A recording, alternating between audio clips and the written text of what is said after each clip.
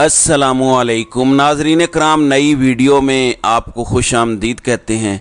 सबसे पहले आफ्ताब इकबाल ने जो एक ख़बर देने की कोशिश की है कि उमरता बंदियाल जाने से पहले पहले इमरान खान को रिहा कर देंगे, और वो कैसे होगा कि सदर मुमलिकत ने जिस बिल पे दस्तखत किए ही नहीं हैं, जो कानून बना ही नहीं है, और मुबैना तौर पर जिसकी वजह से उस कानून के ज़रिए एक ख़ास अदालत बना के इमरान खान का खुफिया ट्रायल किया जा रहा है साइफर केस में, जब वो कानून दोबारा वापस बिल बन जाएगा, उस कानून को ख़त्म कर दिया जाएगा कि सदर ने जब तक दस्तखत किए ही नहीं वो बिल ही रहेगा, कानून नहीं बनेगा, तो वो अदालत भी ऑटोमेटिकली ख़त्म हो जाएगी और ये वाला ट्रायल भी ख़त्म हो जाएगा, तो इमरान खान बाहर आ जाएंगे। इसके साथ नाज़रीन कराम मैं ऐड करता चलूँ कि 16 दिन बाकी हैं chief justice of Pakistan उमरता Bandial के। 16 को उन्होंने रिटायर होना है, और आखिरी दिन तो जाहिर है वो बैठ के केस नहीं सुनेंगे, बल्कि शायद आखिरी 2 दिन वो केस ना सुने। तो एक्सपेक्ट ये किया जा रहा है कि नंबर 1 वो जो NRO 2 हुआ है, जो 1100 अरब रुपए की करप्शन माफ़ की गई है, नैब की तरमीम को कलअदम वो करार देंगे। जो फ़ौजी अदालतों का मामला है उसको उन्होंने इतना टच नहीं किया, ना उन्होंने इस पर कोई स्टे दिया है किसी को। एक्सपेक्ट ये किया जा रहा है कि वो शायद उस पर फैसला देंगे, अगर वो नहीं देते तो ये मामला आगे चला जाएगा और ये फिर काजी फायज़ ईसा को देखना पड़ेगा। इलेक्शन के हवाले से कि 90 दिन में होने हैं या नहीं, वो भी पटिशन्स जा चुकी हैं। इसके हवाले से भी उमरता बंदियाल अगर चाहें तो 5, 6 या 7 जितने भी जजेस का खुद को निकाल के एक बेंच बना सकते हैं। वो अगर अच्छे जज होते हैं तो काजी फायज़ ईसा के आने के बाद भी वो फैसला दे सकते हैं, और उनका फैसला कोई माई का लाल रोक नहीं सकता। उमरता बंदियाल बड़े बड़े केसेस में अहम तरीन बेंचेस बना सकते हैं कम अज़ कम, और अगर वो बेंचेस ना टूटें तो इन केसेस के फैसले हो जाएंगे। सो बड़े फायर वर्क्स हो सकते हैं इन आखिरी 16 दिनों में। लेकिन एक ये भी हो सकता है कि उमरता बंदियाल को कह दिया गया हो कि आप खामोशी से रिटायर हों और घर चले जाएं, वरना आपको भी संगीन नताइज का सामना होगा। तो देखते हैं कि आखिरी 16 दिनों में बंदियाल साहब अपने ऊपर लगे हुए कुछ दाग धोने की कोशिश करते हैं या उसी तरह लेटे रहते हैं जैसे पिछले 16 माह से लेटे हुए हैं। नाज़रीन कराम, एक बड़ी तशवीशनाक बात की है आफ्ताब इकबाल ने अपने व्लॉग के अंदर, और मैं उसको मेंशन ज़रूर करना चाहता हूं ताकि आवाम को पता हो, और जितने ज़्यादा लोग इस पर बात करते हैं ऐसी चीज़ों पर अमल करना मुश्किल हो जाता है। और वो ये है कि इमरान खान जब भी रिहा होंगे, उन्होंने हिंट देते हुए कहा है कि दहशत गर्दी का उन पर हमला हो सकता है। मैं आपको खुले और वाशगाफ अल्फाज में बता रहा हूँ, ये उन्होंने बात की है। आप अगर उनका ताज़ा व्लॉग देखें तो उसके एंड पे उन्होंने ये बात की है कि इमरान खान पे किसी भी दहशतगर्द तंजीम की तरफ से हमला हो सकता है। अब ये एक बड़े प्लॉट की तरफ इशारा है, और इतनी हिंट काफ़ी है कि क्या मंसूबाबंदी मुमकिन तौर पर हो सकती है।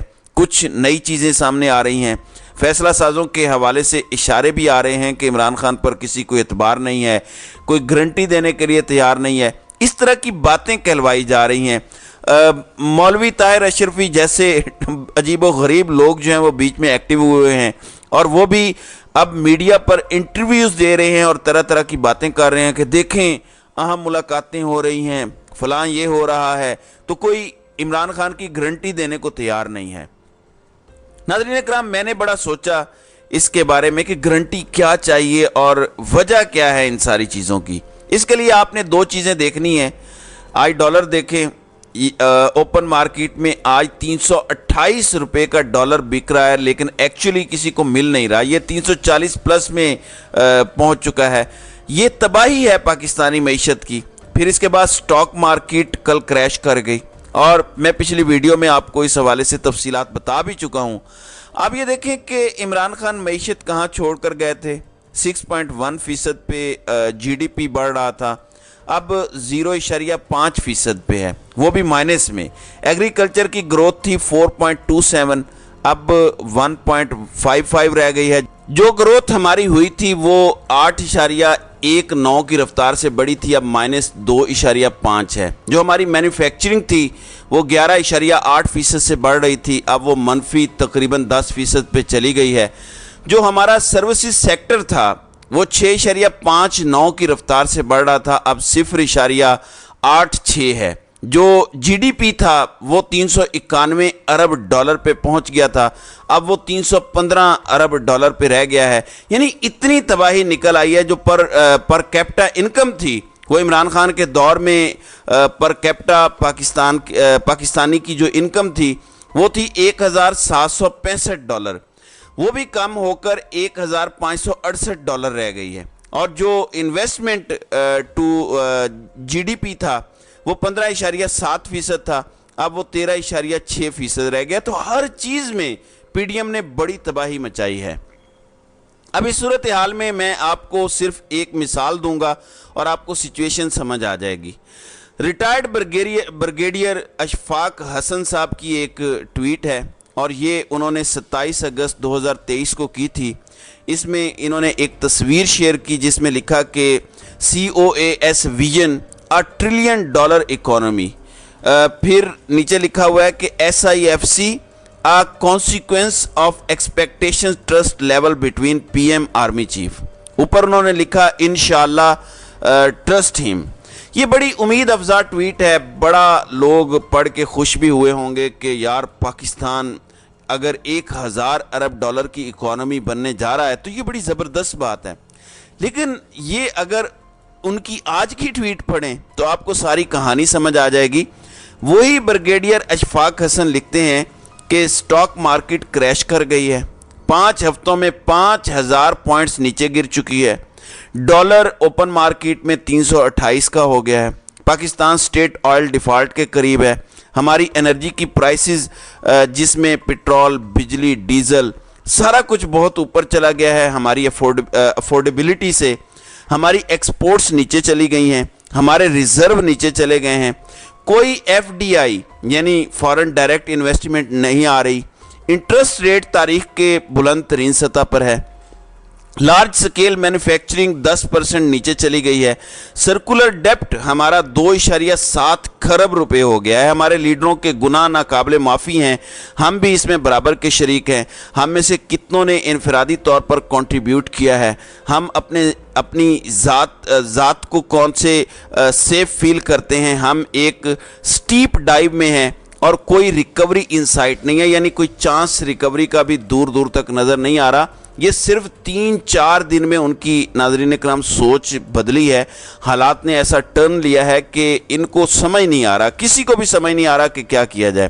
اس لیے اب دوبارہ سے یہ خبریں آ رہی ہیں اور میں نے اس سچویشن کا جو نتیجہ اخذ کیا ہے ڈاٹس کنیکٹ کر کے، وہ یہ ہے کہ یا عمران خان کو کہا گیا ہے کہ یا ساری زندگی جیل میں سڑو گے یا پھر ایک صورت میں باہر آ سکتے ہو اور الیکشن ہو سکتے ہیں، منڈیلا بن جاؤ۔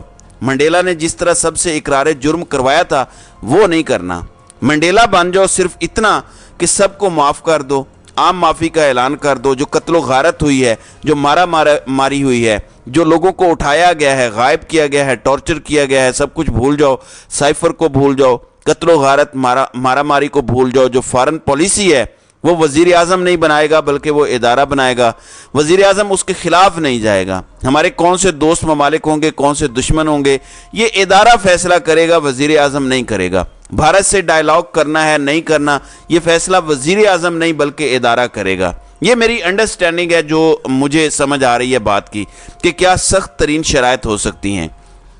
ان چیزوں میں اگر آپ نے انٹرفیئر نہیں کرنا تو انتخابات میں کے بارے میں سوچا جا سکتا ہے اور آپ کو چھوڑنے کے بارے میں سوچا جا سکتا ہے۔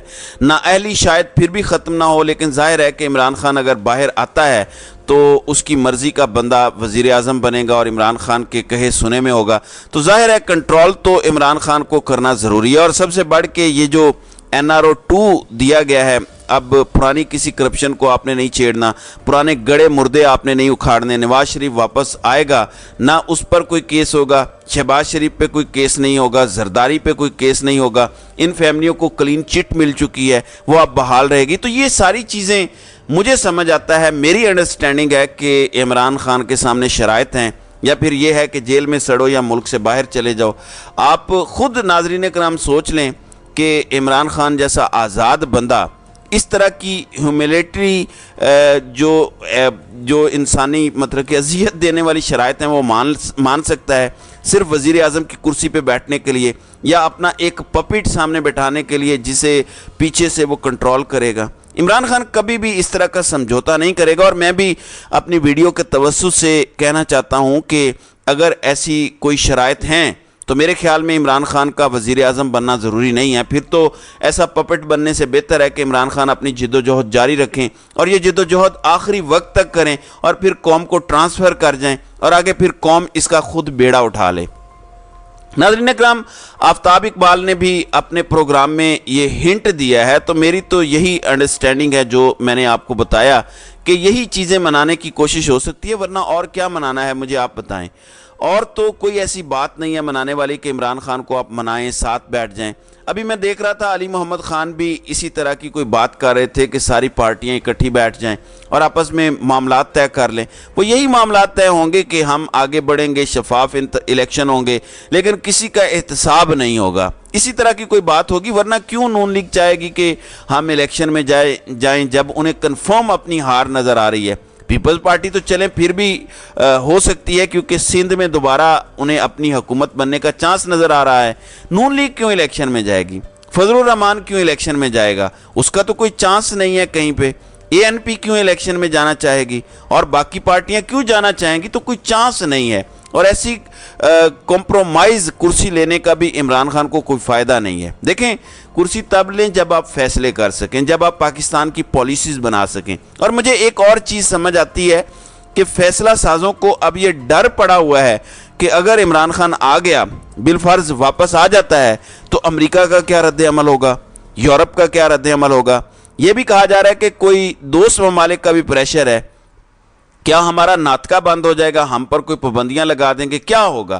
یہ صرف ایک خوف ہے۔ جس دن صاف شفاف الیکشن سے عمران خان حکومت میں آ گیا، میں آپ کو لکھ کے دینے کو تیار ہوں کہ امریکہ، یورپ سب قبول کریں گے۔ مسئلہ تب ہوگا اگر پپٹ کو بٹھایا گیا، کیونکہ پپٹ کے ساتھ 80% عوام کو اپنے خلاف کر کے آپ کبھی بھی ملک نہیں چلا سکتے۔ کسی بھی ملک کی معیشت اچھے ماحول میں پراسپر کرتی ہے۔ اگر آپ ماحول ایسا بنا دیں گے جو ابھی ہے، معیشت کبھی نہیں چل سکتی۔ یہ جو خواتین کو خاص طور پر ٹارگٹ کیا جا رہا ہے، بار بار ان کا جسمانی ریمانڈ دے دیا جاتا ہے، یقین مانیں ایسا فرعون نے بھی نہیں کیا تھا۔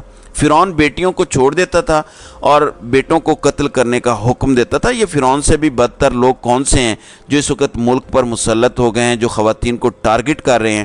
یہ سب کو سوچنا چاہیے اور اپنے گریبانوں میں جھانکنا چاہیے۔ تو ناظرین اکرام، آپ کی اس ویڈیو کے حوالے سے کیا رائے ہے؟ آپ اپنی رائے کا اظہار کامنٹ سیکشن میں ضرور کیجیے گا۔